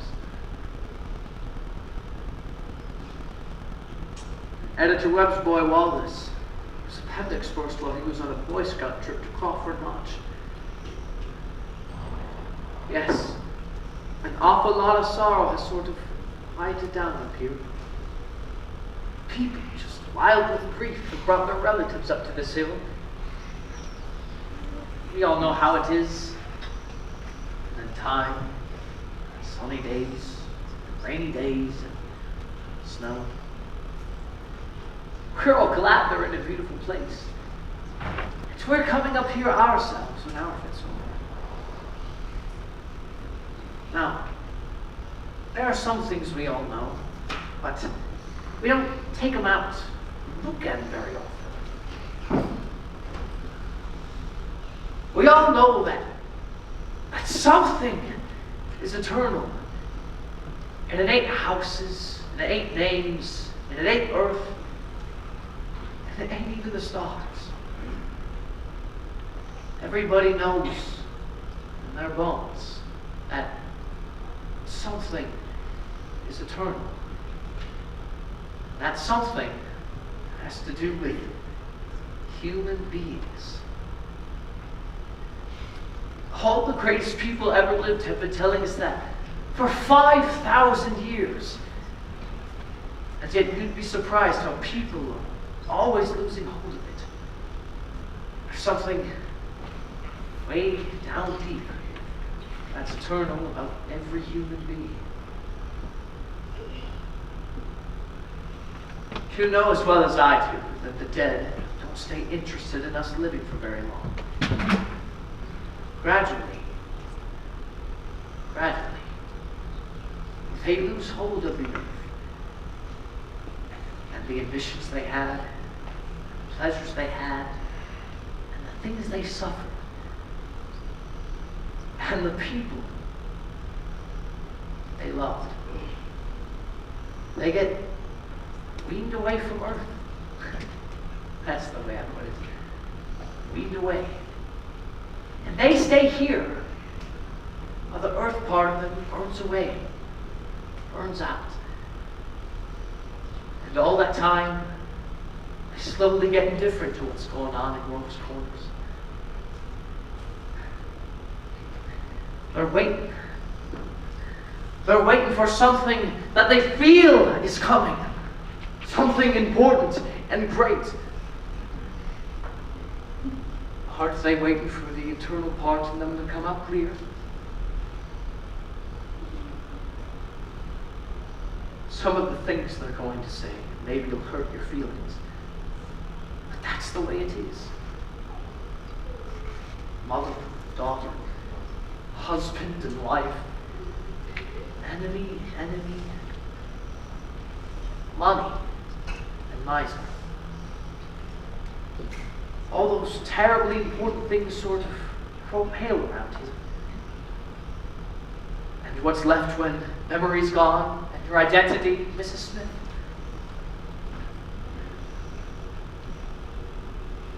Well, there are some living people. There's Joe Stoddard, our undertaker, supervising a new made grave. And here comes a Grover's Corners gal that left town to go out west. Good afternoon, Joe Stoddard. Good afternoon. Good afternoon. Let's see. Do I know you? I'm Sadie Craig. Gracious sakes alive. Of all people, I should have known you'd be back for the funeral. You've been away a long time. Yes, I've been away over 12 years. I'm in business out in Buffalo now, Joe. But I was in the East when I heard news of my cousin's death. So I thought I'd combine things a little and come and see the old home. You look well. Yes. Can't complain. Very sad, our journey today, Sadie. Yes. Yes. I always say I hate to supervise when a young person is taken. They'll be here in a few minutes. I had to come in early. See, my son's supervising at the house.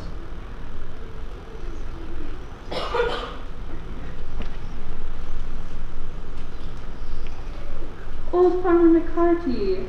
I used to do chores for him after school. He had the lumbago. Yes.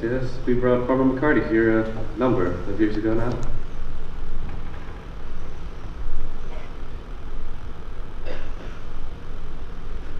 Oh, this is my Aunt Julia. I'd forgotten that she... Of course. Yes, Duck Gibbs lost his wife 2-3 years ago now, and about this time. And today's another pretty bad wolf one too. That's my sister Carrie's girl. Sadie Craig.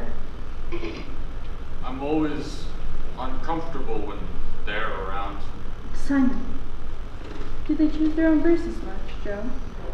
No, not usually. Mostly the bereaved pick a verse. Doesn't sound like Aunt Julia. There aren't many of those Hersey sisters left now. Let me see. I wanted to look at my father and my mother. Over there with the girls. Avenue F.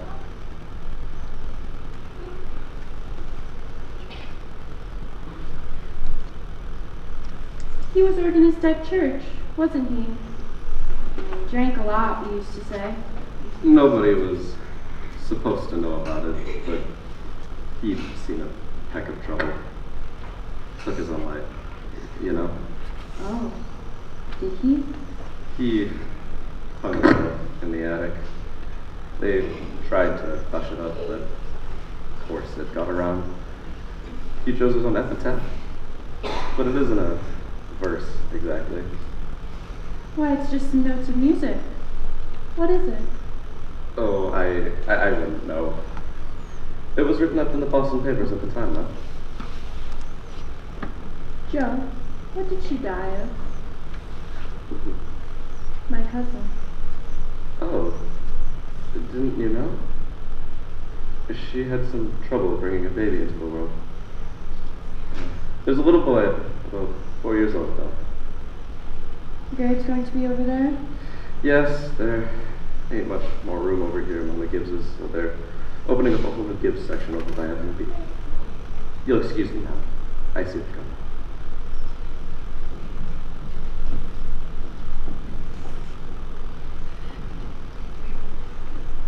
Who is it, Julia? My daughter-in-law. Laura.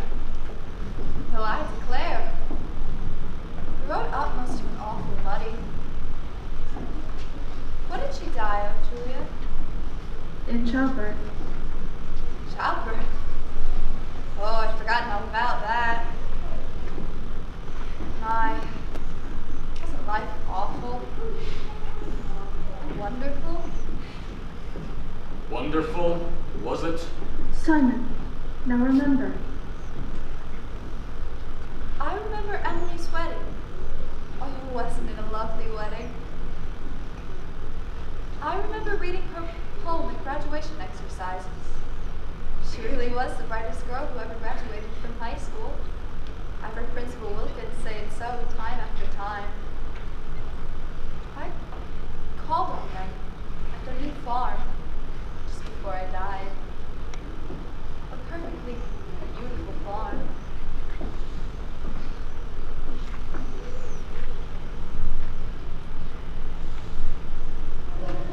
Did you say nothing at all? Yeah, right, smart, farm.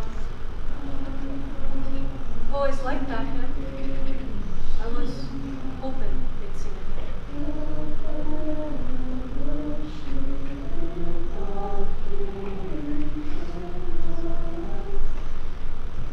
Hello? Hello, Emily. Hello, Miss Gibbs. Hello, Mother Gibbs. Emily. Hello? It's raining. Yes, dear. Just rest yourself. It seems thousands and thousands of years since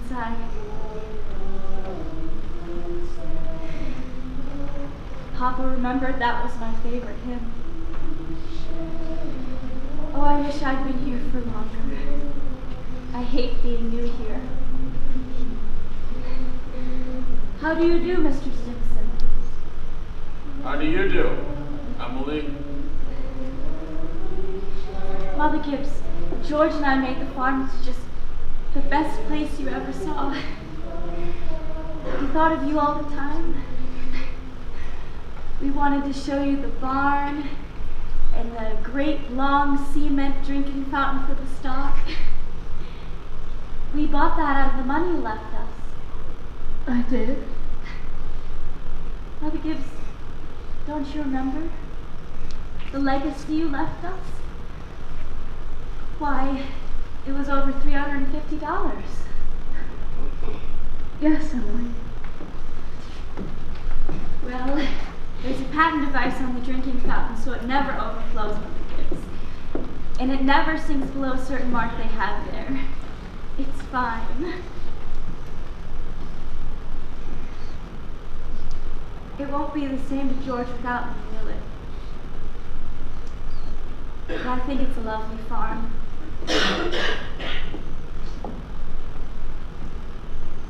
Live people don't understand, do they? No, dear. Not very much. They're sort of shut up in these little boxes. I feel as though I knew them last 1,000 years ago.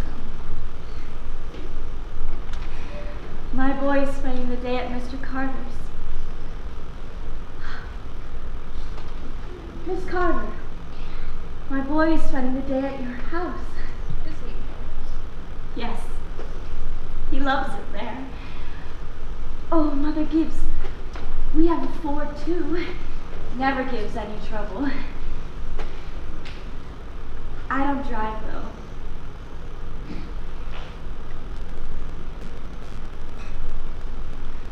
Mother Gibbs, when does this feeling go away of being one of them? How long does it? Just be patient, dear. I know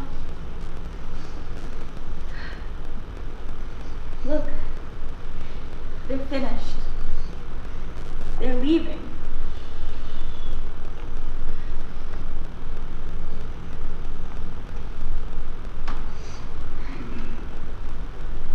Look, Father Gibbs has brought some flowers for you. He looks just like George, doesn't he?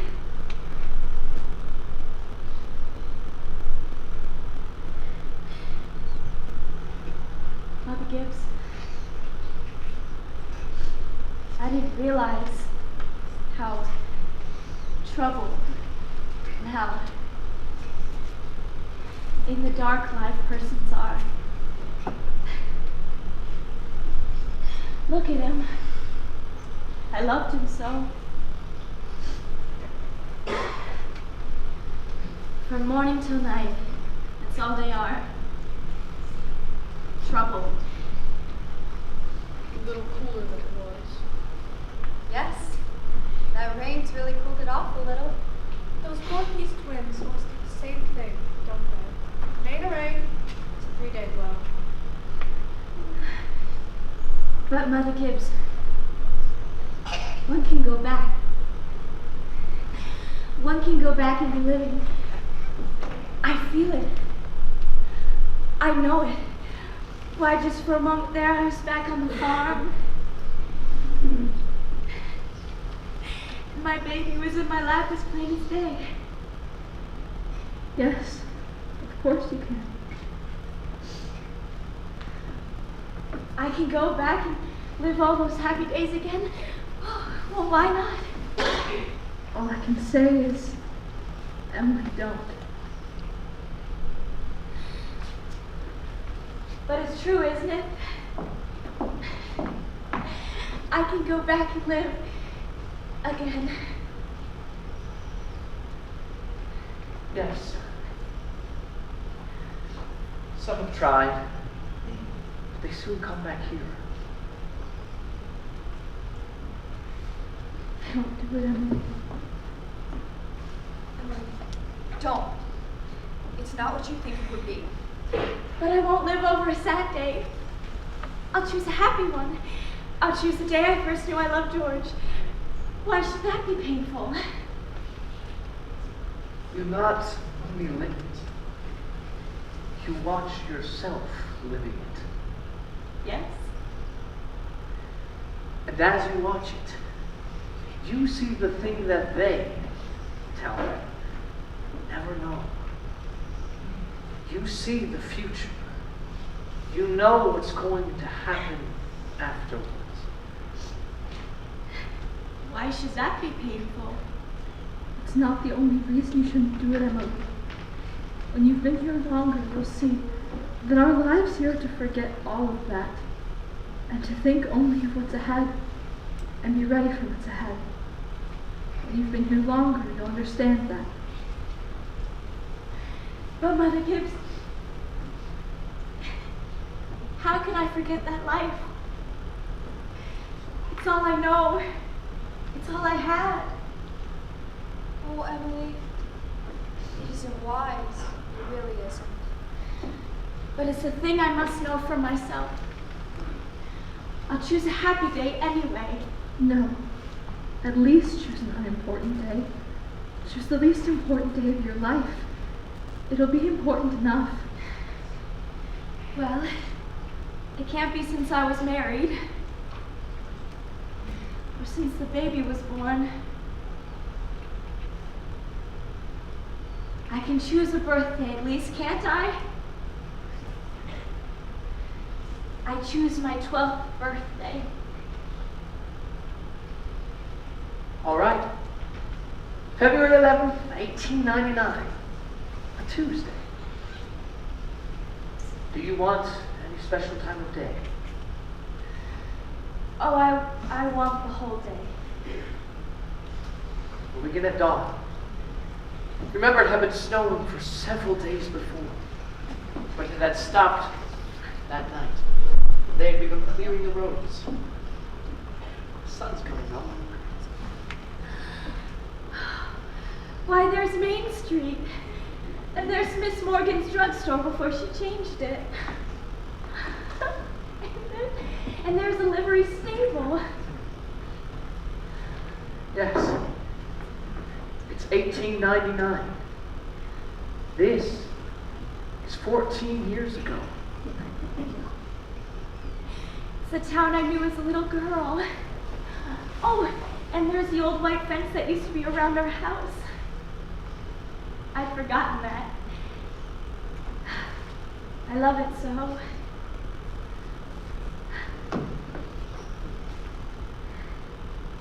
Are they inside? Yes. Your mother will be coming downstairs in a minute to make breakfast. Will she? And you remember, your father had been away for several days. He came back on the early morning train. No. He'd been back at his college to make a speech in Western New York at Clinton. Why, there's Howie Newsom. Oh, and our police officer. But he's dead. He died. Whoa, Sassy. Morning, Bill. Morning, Howie. You're up early. Been rescuing Upper Party on your first death. Down by OurTown there. Got drunk and lay out in the snowdrifts. Thought he was in bed when I shook him. And there's Jill Crowell. Morning, Mr. Warren. Morning, Howie.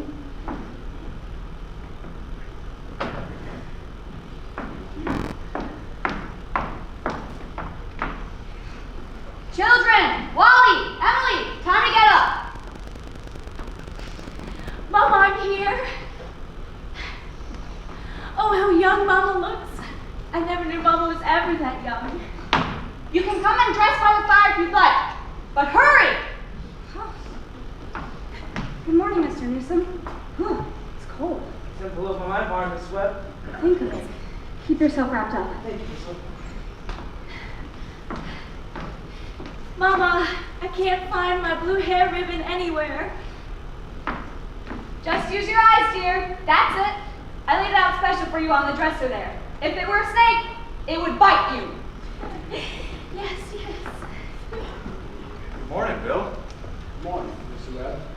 You're up early. Yes, just been back to my old college in New York State. Been any trouble here? Well, I was called up this morning to rescue a Polish fella.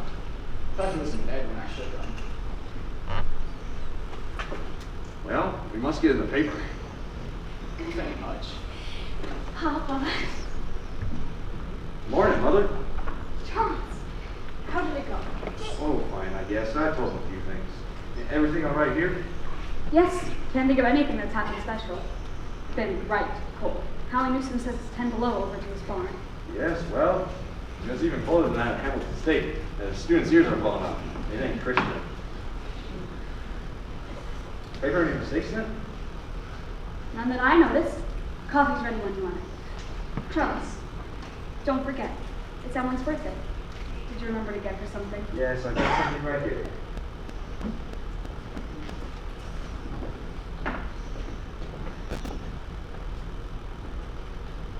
Where's my girl? Where's my birthday girl? Don't interrupt her, Charles. You can see her at breakfast. She's slow enough as it is. Children! 7 o'clock! Now I don't want to call you again. I can't bear it. They look so young and beautiful. Why did they ever have to get old? Mama, I'm here. I'm grown up. I love you all. Everything. Oh, I can't look at everything hard enough.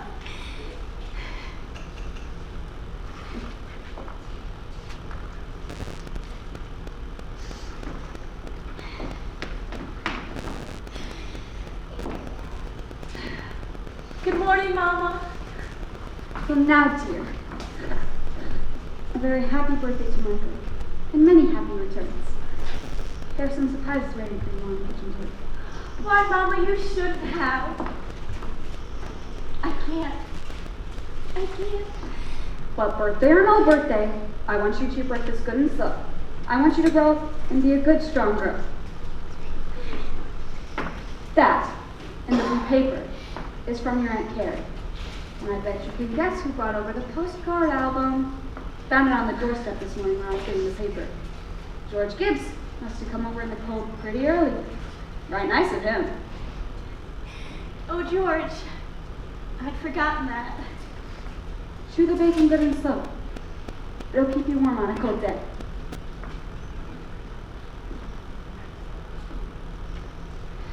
Oh, Mama. Just look at me for 1 minute as though you really saw me. Mama, 14 years have gone by. I'm dead. You're a grandmother, Mama. I married George Gibbs, Mama. Just for a moment now, we're together. Mama, just for a moment now, we're happy. Let's look at one another. That and the yellow paper is something I found in the attic amongst your grandmother's things. You're old enough to wear it now, and I thought you'd like it. Oh, and this is from you. It's just what I wanted.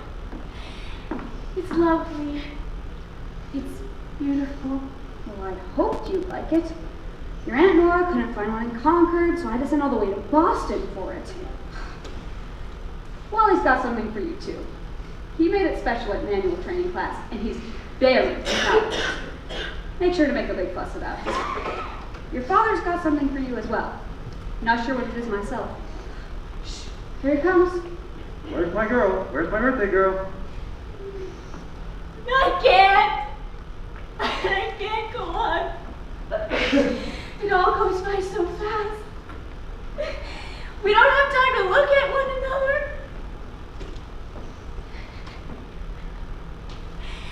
I didn't realize.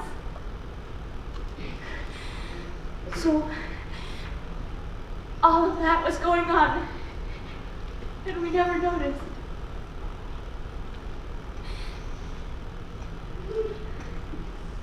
Take me back, up the hill, to my grave.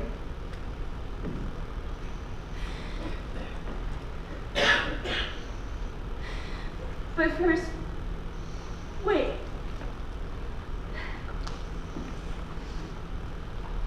One more look.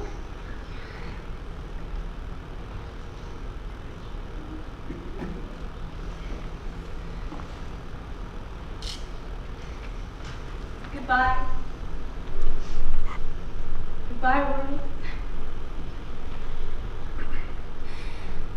Goodbye, Grover's Corners. Mama and Papa. Goodbye to clocks ticking and Mama's sunflowers.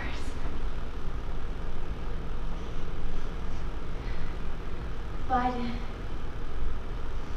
food and coffee and new iron dresses and hot baths and going to bed and waking up.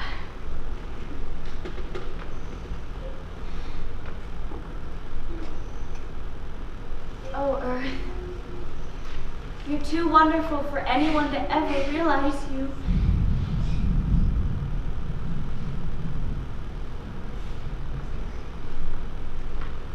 Do any human beings ever realize life while they live it? Every minute? Well, saints and poets, maybe. They do so.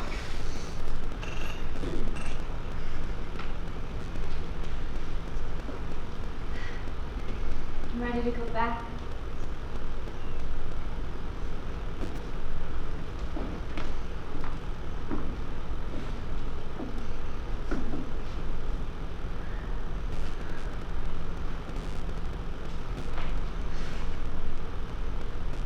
Were you happy, dear? No. I should have listened to you. It's all human beings are. Just blind people. Look, it's clearing up. Stars are coming out.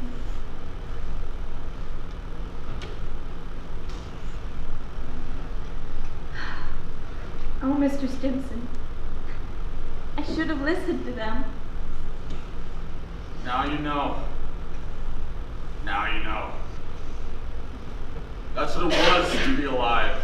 To go up and down trampling on the feelings of those about you. To spend and waste time as though you had a million years. Always at the mercy of one self-centered passion or another. Now you know. That's the happy existence you wanted to go back to. Ignorance and blindness. Now, Simon, that ain't the whole truth, and you know it. Emily, look at that star. I forget its name. Boy Joel was a sailor. Your mom used to sit on the porch evenings and tell them all by name. Yes, sir. Wonderful. Stars, mighty good company. Yes. Yes, 'tis.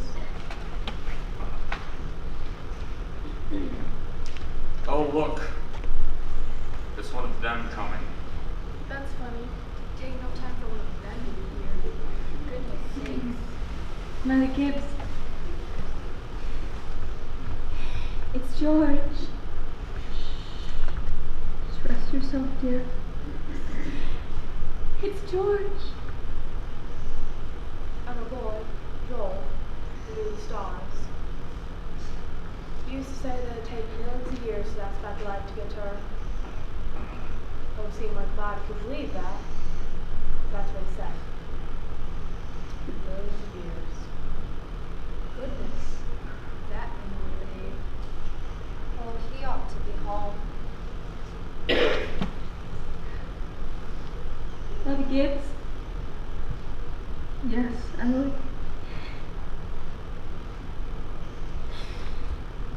They don't understand, do they? No, they don't understand.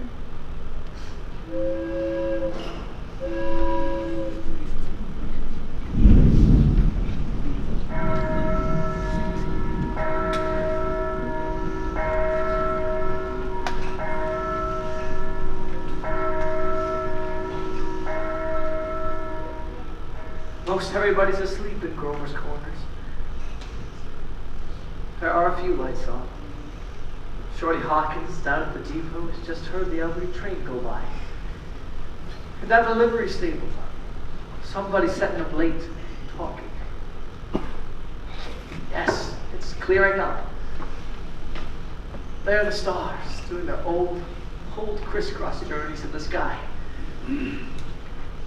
Scholars haven't settled the matter yet. They seem to think that there are no living beings up there. Just chalk. Or fire. Only this one's straying away. Straying away all the time to make something of itself. Straying so bad that every 16 hours, everybody lies down and gets a rest.